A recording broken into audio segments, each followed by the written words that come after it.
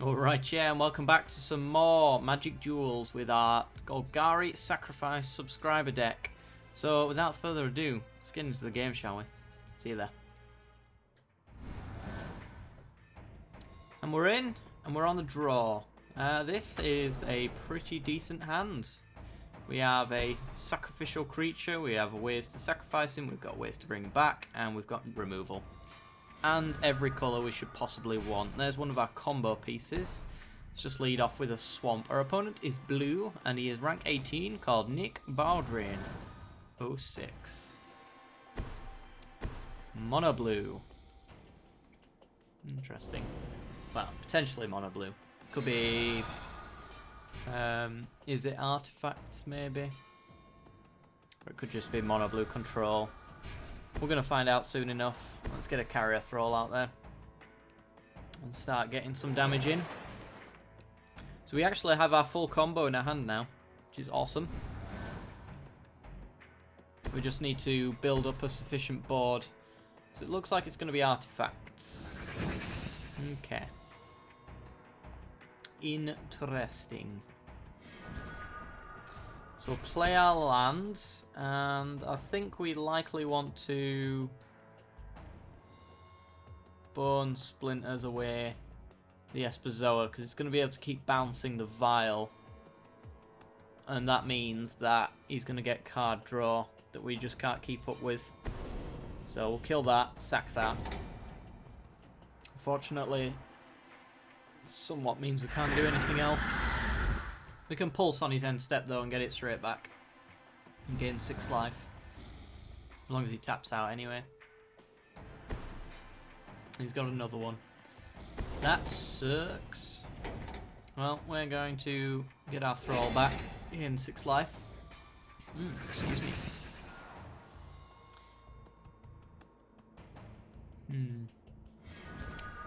Got another swamp. It's nice. I think we probably want to do From Beyond. Just so, while he's tapped out especially, we can start getting scions to start sacking to certain stuff and building up our board. We've got the right cards now that we can set up the game in order to instant kill our opponent. So there's his red mana, and he's just going to play a vial down.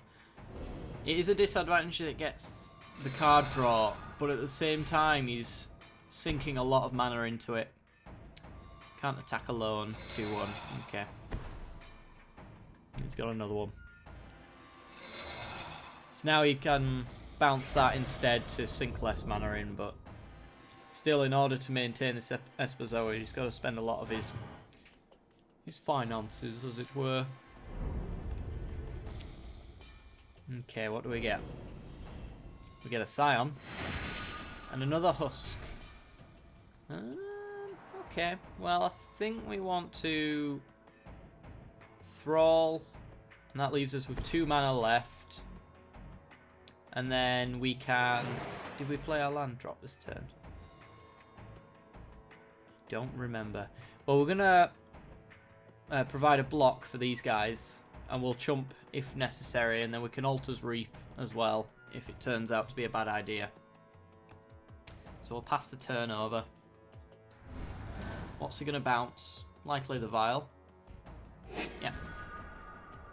Probably play the 2 again to get it back. Alright. If you don't attack him with those 2, I'm just going to Altar's Reap anyway. So we've got a very, very, very large amount of Scions going to be able to come in. A Bronze Sable, you don't see that very often. So yeah, he's just going to swing in with his Espazoa. Which we can take that for quite some time. Okay. Is he going to end his turn? He is. Right, so we are going to Altar's Reap, get rid of a Scion token. To draw 2 cards. Nissa. Nissa's not that great, to be honest. Since we can't get rid of the Espazoa, we don't have any reach creatures. We do need to get ourselves another bone splinters at some point. So I think what we want to do is play a forest, play a husk, and just slowly build up our board.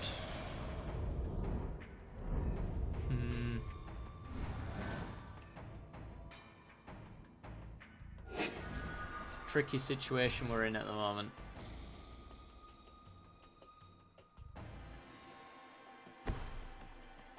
Thopter's spy network's going to allow him to draw some cards. Unfortunately. Just going to swing in with the Espezoa. Well, at least we're slowing him down. That's one upside to this situation. But his card draw is getting a little bit out of hand now.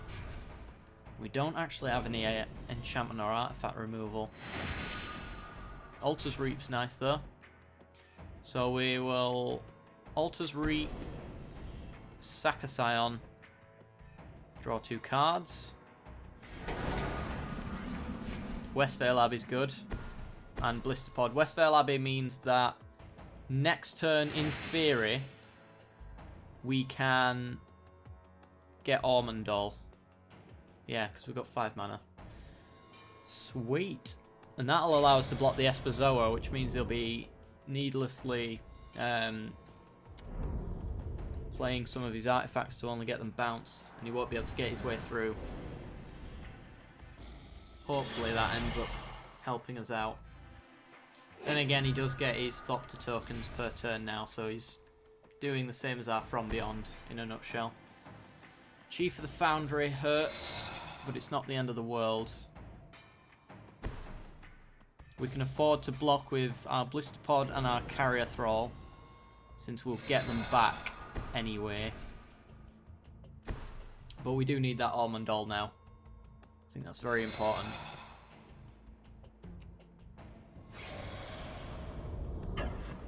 So yeah, he's going to swing in. We'll trade off with one of them, I suppose. And we can actually... yeah, we can do this. We can sacrifice the Blisterpod. We still get a Scion back. We get a 4/4. And we trade it off with 2 of his creatures.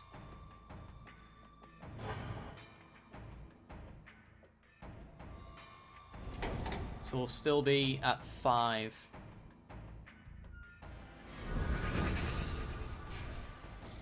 Does get to draw a card, however, and that's a downside. Vampiric Rites is nice. So we'll play a Warp Landscape. Do we want to Ormondal? Ormondal, we swing in for 9. We go up to 18. He hits us for, if he doesn't block, 5, 6, 7, 8, 9, 10, 11, 12. We have blockers. Oh, we won't have blockers, actually. Ormondal means that we can probably play a Nissa and keep us safe as well. We can't keep taking these hits though, so I think the Westvale Abbey plan is what we need to go with. So, 1, 2, 3, 4, 5. Ormondal, the Profane Prince. Vampiric Rites. And we want to swing in here.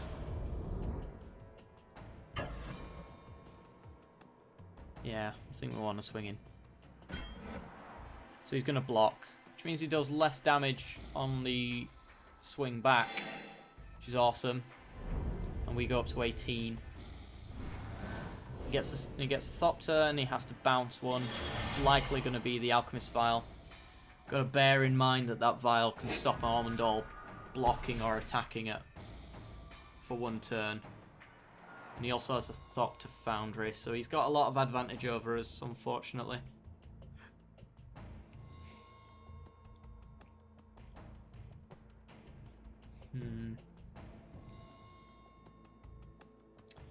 What's he going to do?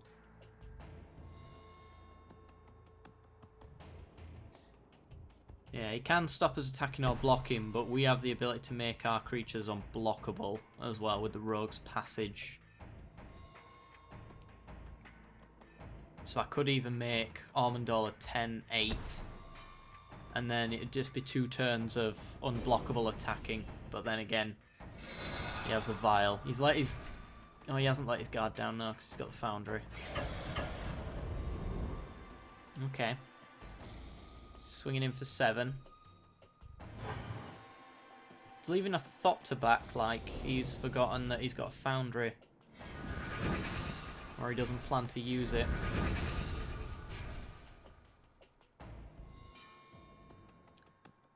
Right.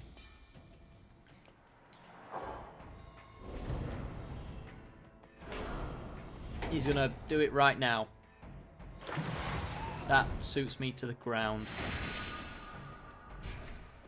Right, well in that case, we've got Blister Pod. And we can flash in a Vile Redeemer to chump block his Chief. Yeah. Yes. We don't want to play any other cards then in that case. 5, 6, 7, 8, 9. If he can get 2 more damage in, he wins. Because he can stop us from blocking. Oh, 3 more damage because we've got the Vampiric Rites. 4 because we've got 2 triggers. Okay.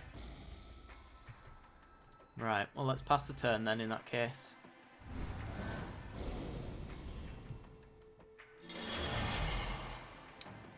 He's not going to swing in with anyone. Not with Ormondal there. Unless he plans on Alchemist filing it and then likely just swings in. He might swing in with everything. And then he'll feel the brunt of my 3-3 flasher.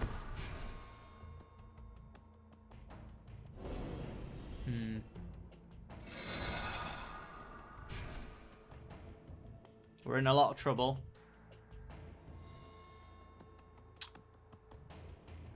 Very likely we lose. But if we can stabilise after this turn, if we can blow him out by blocking his Chief, that might just do it. We need to get rid of these vials. Yeah, there's one for our Ormondal. He should be doing this later, but apparently he's not. And he's just going to swing in for 7. Okay. Gets to draw 2 cards. I think we want to... Oh, Clutch Occurrence. Oh, you son of a... that sucks.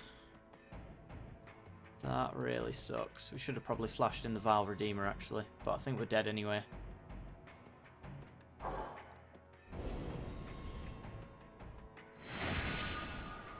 Bone Splinters. We have no way of gaining life. We have no way of getting rid of his blockers in the air. That's 3 damage in the air.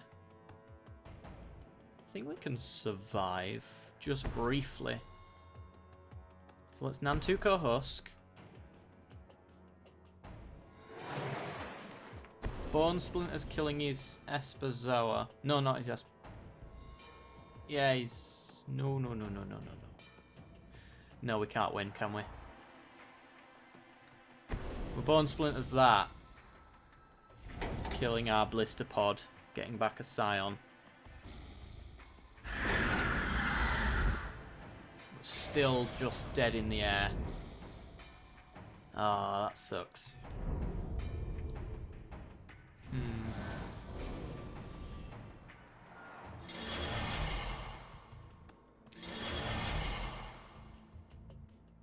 Go on, bounce your Esperzoa. Aw, shame. And there's another Chief. That would have been it anyway. And it's just emptying his hand out now. I think maybe this deck needs some Languishes. I'm almost certain this deck needs some Languishes. Right, well, that's going to be the game, unfortunately. Come on, start watching damage effects. Well, I'll see you in the next game anyway, guys.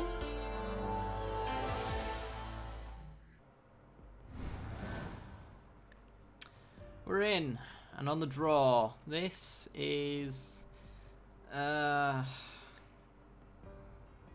alright. Could be worse, I suppose. Let's just keep it. We've got a warp landscape that we can make into a black mana should we get mana screwed. So we're against white weenie. Ooh, white weenie. We've had a lot of good matchups against these guys. So, I mean, Blister Pod right now is going to block against the Expedition Envoy quite well. Nice little trade. Our opponent is rank 10, G Carmona 99.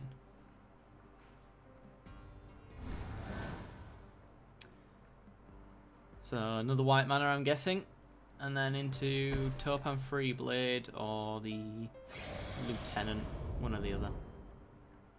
If he's not attacking him, we know he's not got any creature pump in his hand, nor is he willing to pretend that he does. Yeah. He don't even have a 2-mana creature. I find that very odd. Okay, well, we're going to have to put a forest down, which is unfortunate. Means next turn, if we don't get our swamp, then we're going to have to warp landscape and sack it for a swamp, which is going to take up our turn. But we can get it back with a pulse, nonetheless. Always watching.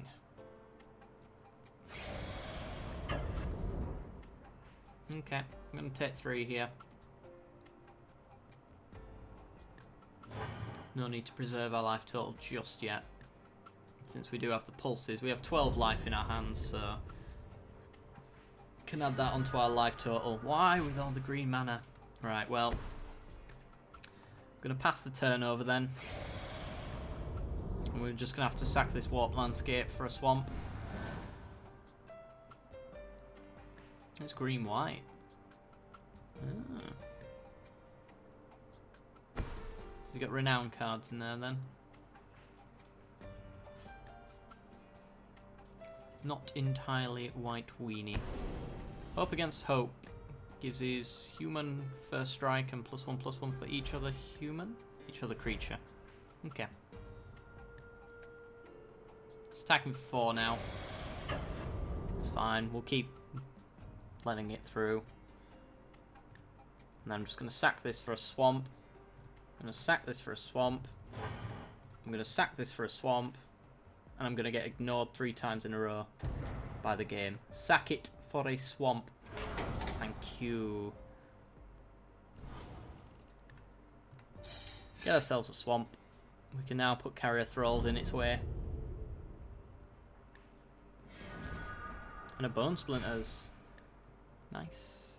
I think I'm going to hold off on Bone Splintering anything.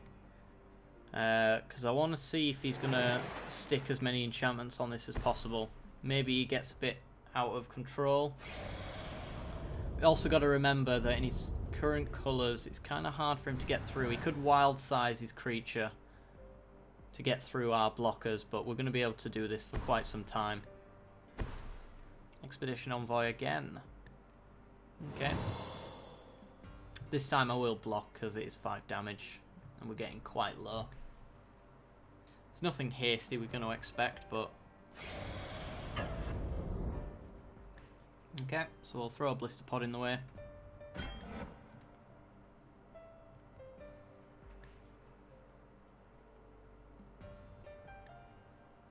Despite our little mana screw, I think we're still going to be able to stabilise as long as we get the right draws at the right time.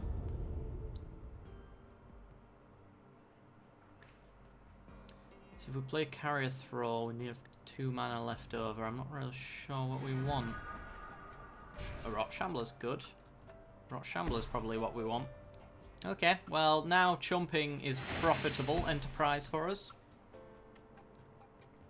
So he might be less inclined to attack into our Rot Shambler. If he does want to remove the Shambler, we have 2 ways now of getting it back and gaining our life from it.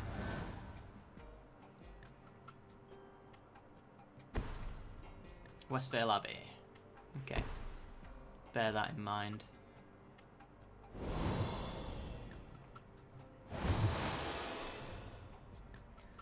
Quite the board state our opponent has. I'd like to be able to whittle it down a little bit. So if he attacks in with the other expedition envoy, I might double block. But he's not going to do that. So I'm just going to throw a Scion in the way. And get a counter on our Rot Shambler.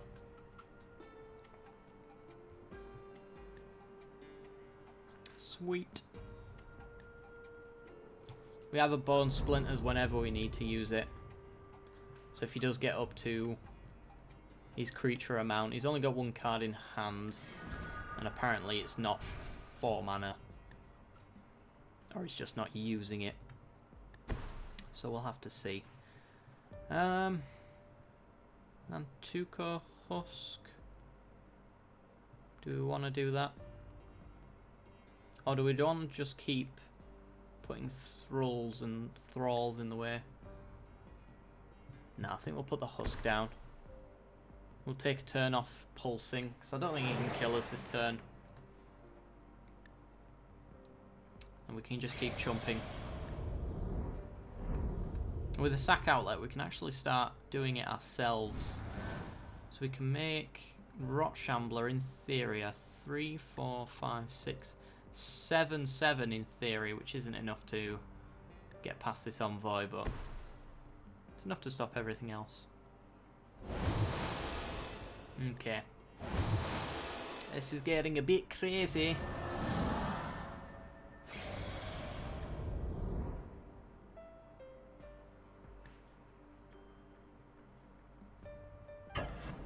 Attacking with everything. Okay. In which case, I'm going to block there. Guaranteed. And then I think we can kill his Thalia's lieutenant. Or do we want to kill his envoy? No, his lieutenant. We'll sack the thrall and then the scion that comes with it. That'll make that 4. Could blow him out, actually.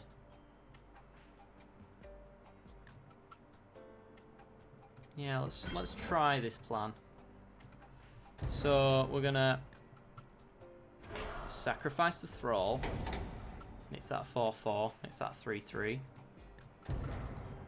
We're gonna sacrifice the scion. Makes that 6/6. Makes that 4/4. Let's wait till that goes up above 4, just in case he wants to. There we go. Right, and then sack the thrall. 7/7. Sorry, 8/8. 5/5. And then the scion again. That's going to be able to kill 2 of his creatures, stop that block. Which is nice, and we can pulse back the thralls, gain loads of life.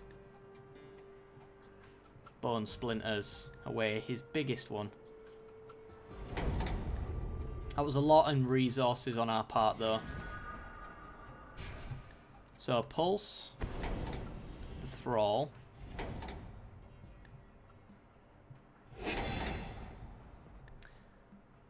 We can't play the thrall and Bone Splinters on the same turn, so we're just going to play the thrall.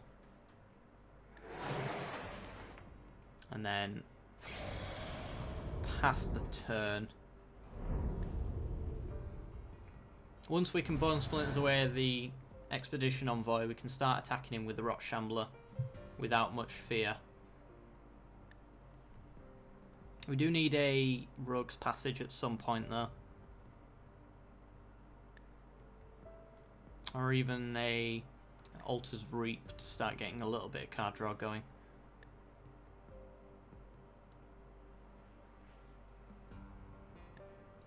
As it stands, we could sack the Thrall and make this an 8/8. Which would be enough to kill his envoy. If he doesn't attack, that means he knows that and he has no creature pump. He has no creature pump. Or he's not willing to use it. Awesome.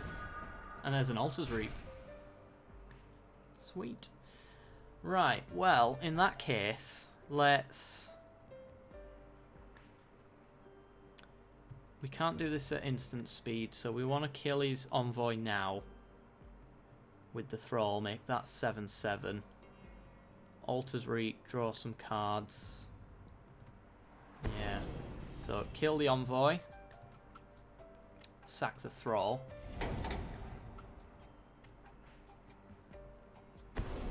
Expose Evil. It's going to tap our creatures. Okay. It's fine. We can even pulse back a Thrall and gain 6 more life.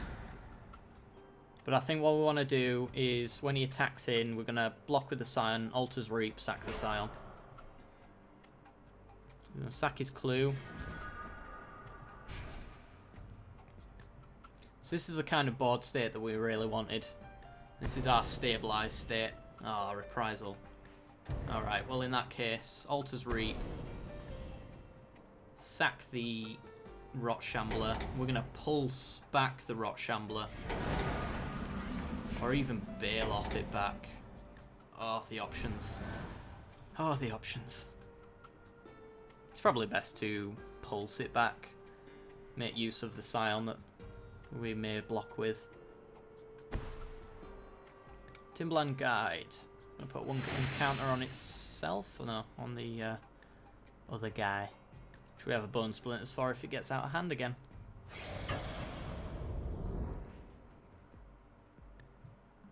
You want to block? So if we pulse the Rot Shambler, Baloth gets 2 Thralls, and we've essentially just brought back every single one of our creatures that we ever used. So let's get back the Rot Shambler. Gain 6 life.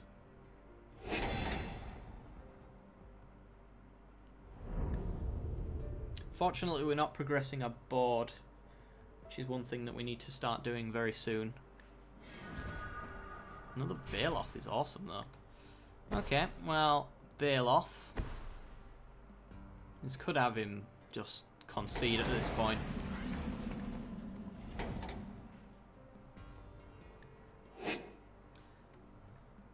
But this deck seems to do really well against White Weenie. For this reason alone.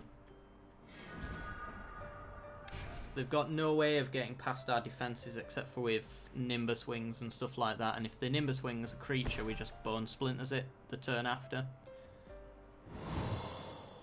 So we just need to make sure that one individual creature cannot kill us. And we're fine.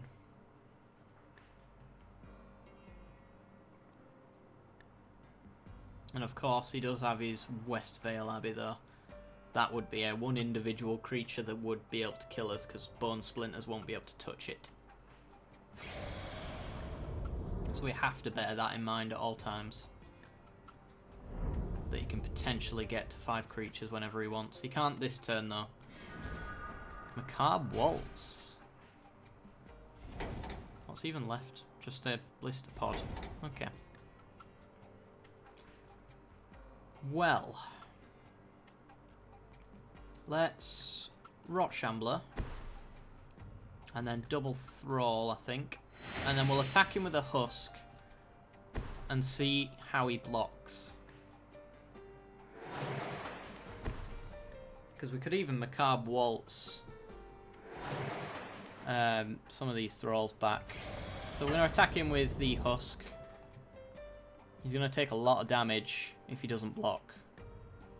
And if he does, then he loses a creature. He's not going to do it.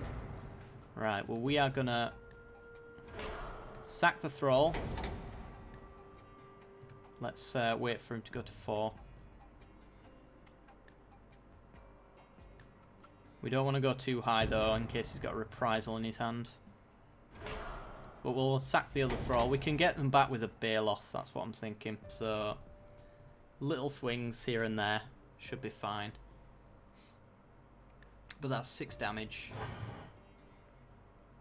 We'll leave it at that.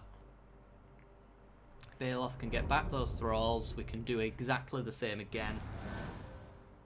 Maybe even worse. We've just got to make sure that we're not overextending. So he's going to do all 5 to make a token. Okay. It's 4, 6, 8, 10. Just thinking if we had a... So if we attack with a Nantuko Husk, same plan as before.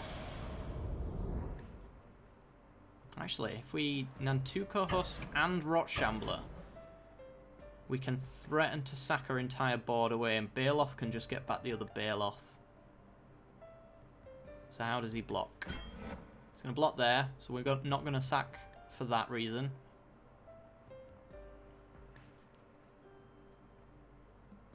If he blocks with this guy, no, we're just going to let the 3 go through them. Okay. And we have 2 Thralls in the graveyard, so our Baloth's going to go get those. So we put a Baloth out. Get back the Thrall. And pass the turn.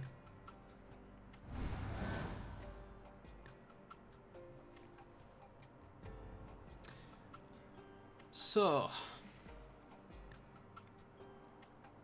do we start attacking with everything? I think we do. We'll get out our other Husk as well, so we can start threatening 2 different creatures with lethal damage.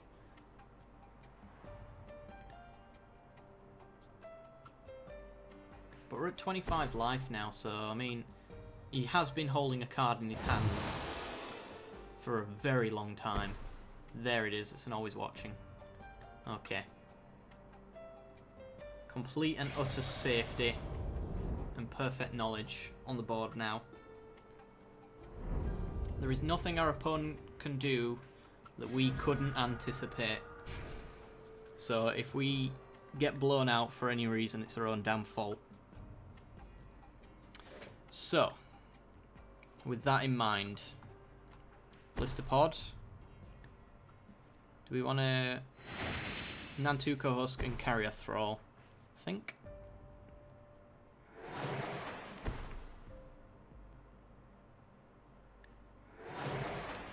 And then I think we should swing with everything.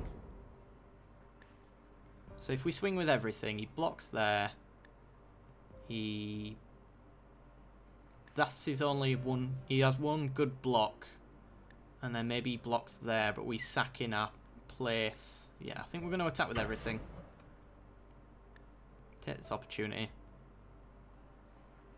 And then let's see how he responds to that. He has to block the Husk. Has to. There's the block. So we have to sack 1 creature to it. Which is going to be the Blistapod. Blocks there, we have to sack 2 creatures to it. And we lose a Baloth. Okay, so Nantuko Husk. Sack a Blistapod. Sack the Scion token.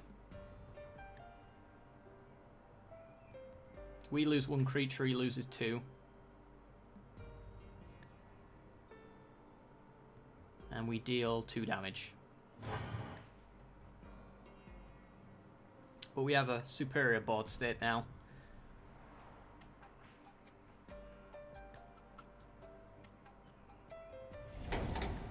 And our creatures go back to being measly size, so a reprisal won't hit them. Except for the Rot Shambler, of course. So the Rot Shambler is practically deadly. Both Nantuko Husks are deadly, so he needs 3 creatures to block all of them. And he still takes 1, 2, 3, 4, 8. He takes lethal amounts of damage with the 1 creature he has. Unless it's a 1 mana creature and he can Westvale Abbey. But even then I think he's still dead because it's a 1 life drain off of that. So I think we've got this game in the bag. We've got a Thrall, we've got a Bone Splinters to take out one of his creatures, we've got a Macabre Waltz to bring back whatever we want. We could bring back 2 Blisterpods and drop a Bone Splinters. And that's 4 sack triggers.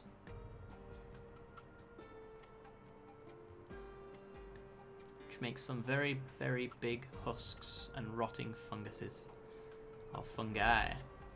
If I die, feed me to a shambler. At least that way, I'll be doing some good. Good to know. Dialer's tracker, that's not going to do it. In fact, I'm pretty sure that just seals his doom.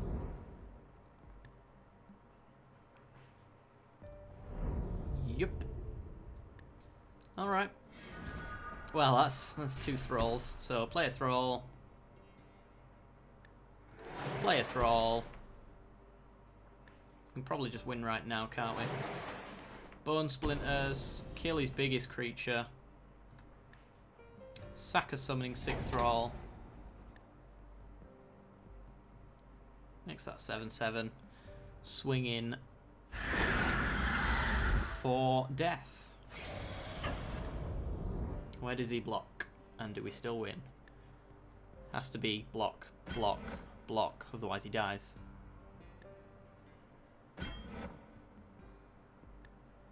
Okay, so he's dead. Continue playing. Yes. No, no, no. Sack the ones that aren't in combat. First of all.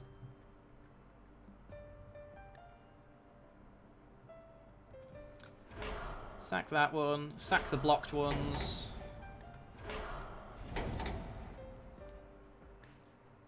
Could sack those for 2 extra damage. But I'm not going to put you through that. That is more than lethal though. We're at 12, 13, 14, 16, 18 damage. Nice.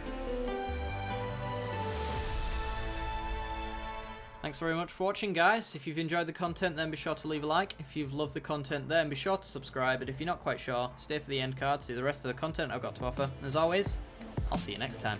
Bye-bye.